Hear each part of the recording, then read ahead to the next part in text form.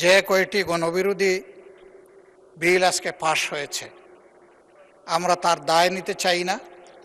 এই জন্য আমরা এখন সংসদ থেকে ওয়াক আউট করছি। সমস্ত পক্ষে তারা অংশগ্রহণ করার জন্য ধন্যবাদ। আশা করি মাগরিবের নামাজের পরে আবার অংশগ্রহণ করবেন। দুঃখজনক হলেও সত্য,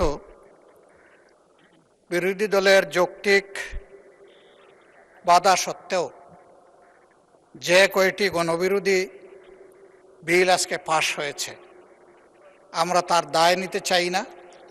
এই জন্য আমরা এখন সংসদ থেকে ওয়াক আউট করছি।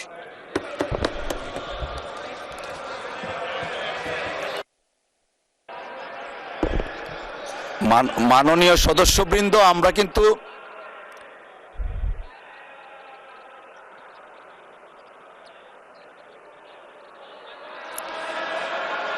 যাচ্ছেন না, আপনারা আসছেন।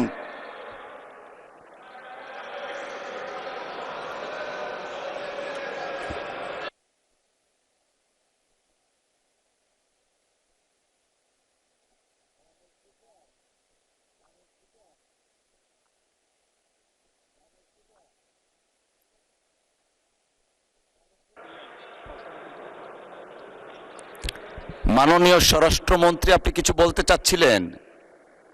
আচ্ছা, একটু মাইকটা দেয়া যাবে দয়া করে? ওনারা অনেকেই আছেন কিন্তু এখনো আপনি চাইলে বলতে পারেন। আমি ধন্যবাদ জানানোর জন্য উঠছি।